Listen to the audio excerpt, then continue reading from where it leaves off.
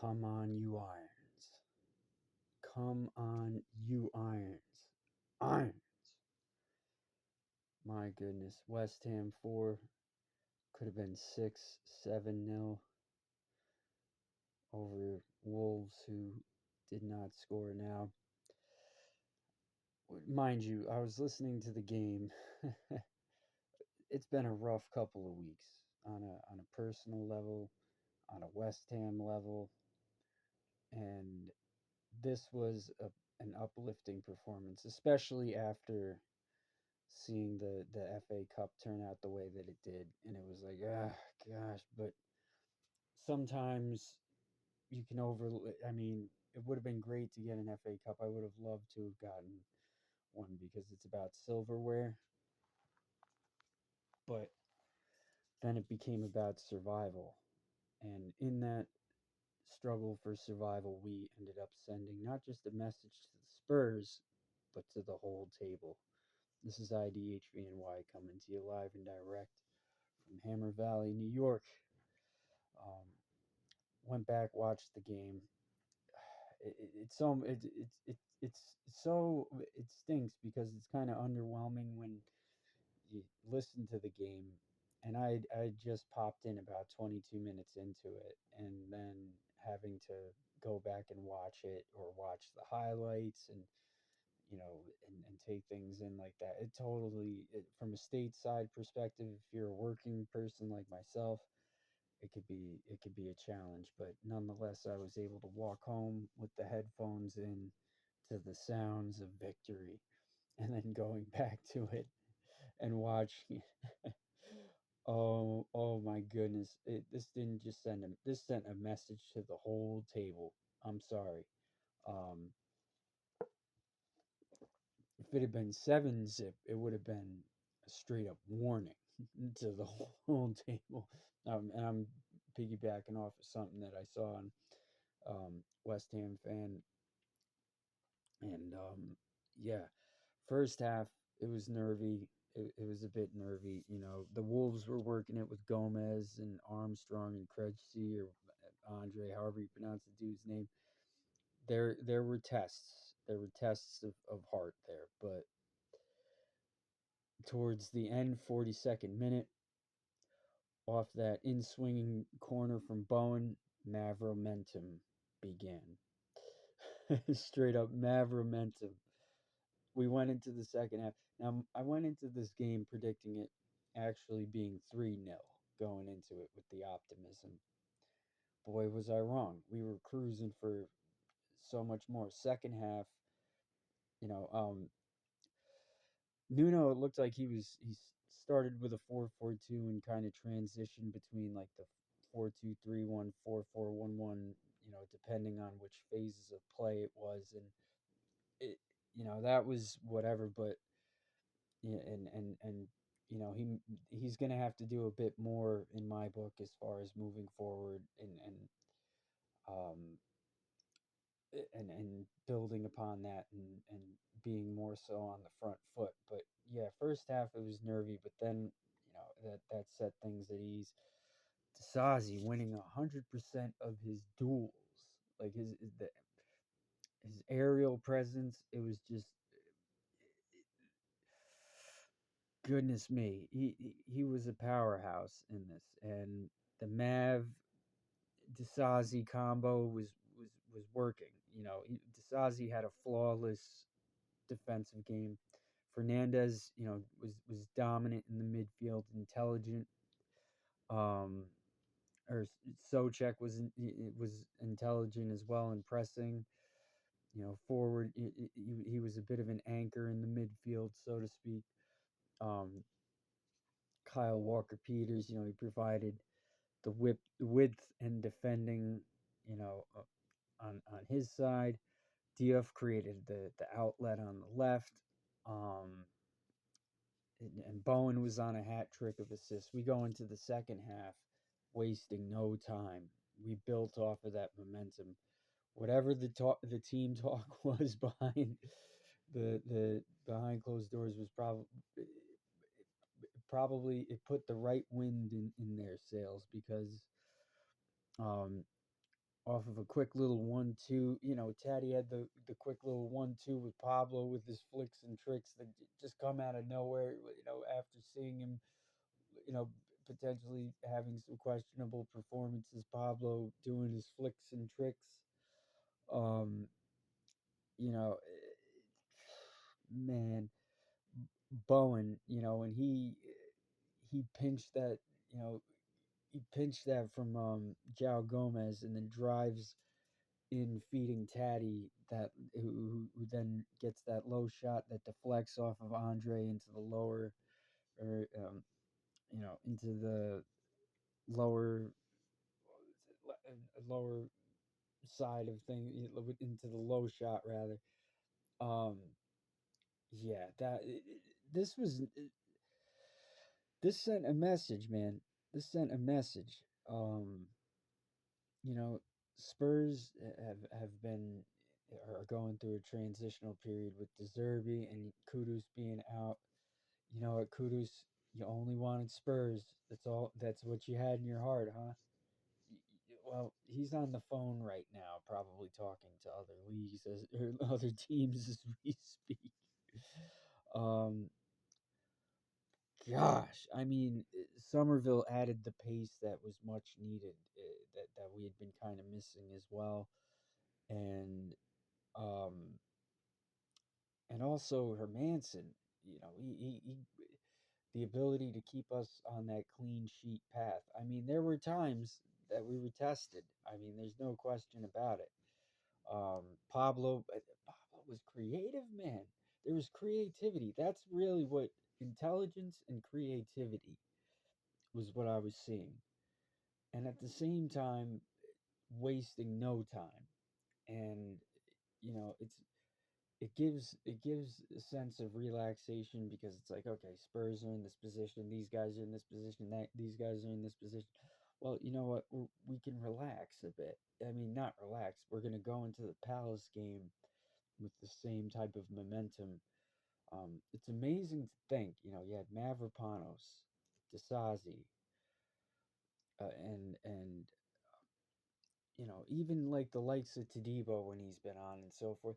It's been it's like people were kind of writing it off like, oh man, gosh, this was it, man. This was the perfect.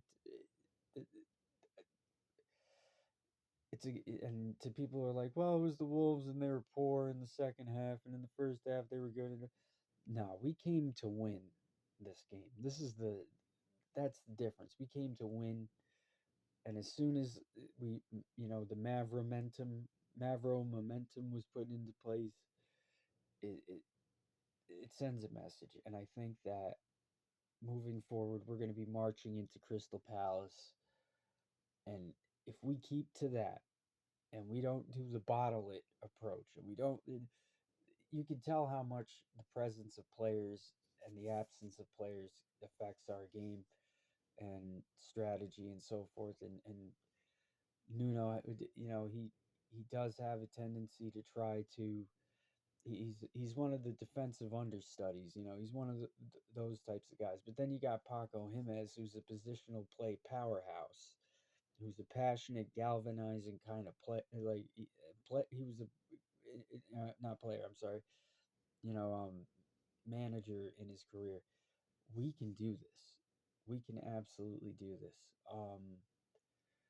I was walking home singing like the lip up tat lip up tat we got tat we got tat Castellanos Lanos, and I was going Mavropanos, and you know, Spurs are going down, and um you know, singing all the songs on the way home. And it's interesting because in my little area, people tend to look at that sort of thing like, what's going on here?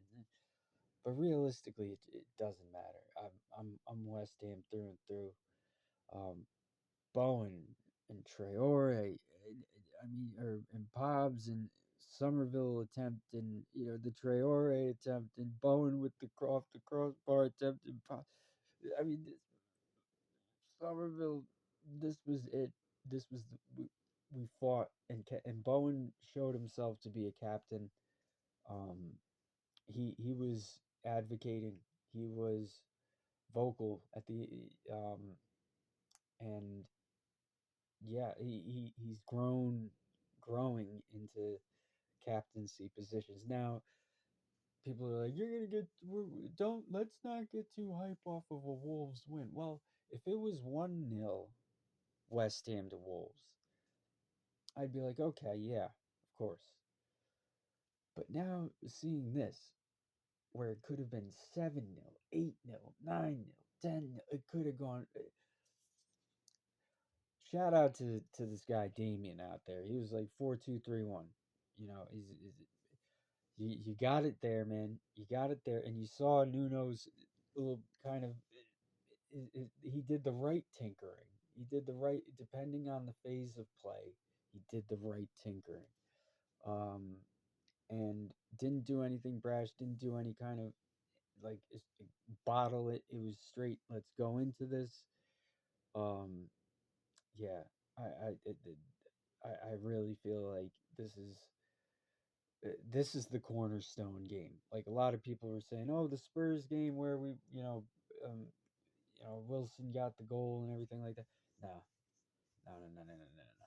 This is the cornerstone game. And the thing that I'm worried about is that if we do stay up, which it's looking very promising at the moment, um, that over the summer, I just hope that there's no business nonsense that undermines what is at play right now, which is learning.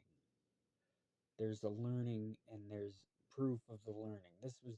This game was like, okay, we started off, our essay, or started off our thesis, and then had to go back, scrap it, and then change it around, and then having a fully proofread, excellently cited, syntax worthy, grammar perfect, spelling perfect, proofread, ready to hand into the instructor. Here, bang, and getting an A on it. And I think that this was the game that sent a message to everybody. I think this is the cornerstone game. If we can work off of it into Palace, this is definitely the cornerstone game out of all of them thus far. And like I said, I'm absolutely pleased. And it's funny because football is so part and parcel is so reflective of what goes on in life, right? Like after the Leeds game, that was been having some things going on, some changes that have been really kind of tough to adjust to, but I'm adjusting to them. And the Leeds game, I was kind of hoping to be like, just come on, let's get the cup and out of the relegation. This can maybe propel us out of relegation, and we can, or even if we go into relegation, getting an FA Cup would be great to just pull home that silverware. Now it's like, you know, then last night, funny enough, I had um, a bit of a turn of some good fortune and on a personal level, and also having this game alongside it. This is why I say, my channel is like is about not just seasons of the pitch and watching the games, but seasons of the mind, for people who are living a healthy life, trying to do their best, trying to, you know, um, navigate things in challenging times. And football has always been that outlet where all of the politics and the economics and the socio whatevers of the world, you know, they may they do have a part in the fabric of certain football clubs and things like that, like being from the working class East End, da, da, da, da. And that's something that I can relate to on a level from where I'm originally from. But um, the seasons on the pitch reflect sometimes the seasons of the mind in which we're going through. And not to sound cheesy or anything like that, but that's how it is, and that's how it's been for me. So come on, you Irons, we march on to Palace. We can lay back this week and be like, or weekend, see what happens between Sunderland and Spurs, and whatever happens will happen. But we we we got up out of the zone, and we're staying up. If we continue this momentum, and we keep punching, keep punching, keep punching, keep attacking, we'll be good. Come on, you Irons, IDHBNY. Everybody, have a wonderful weekend. Oh my goodness, Irons. Yeah, man, that was bad. Irons. It's like 8 o'clock in the morning. I'm trying not to bother people. Come on, you Irons.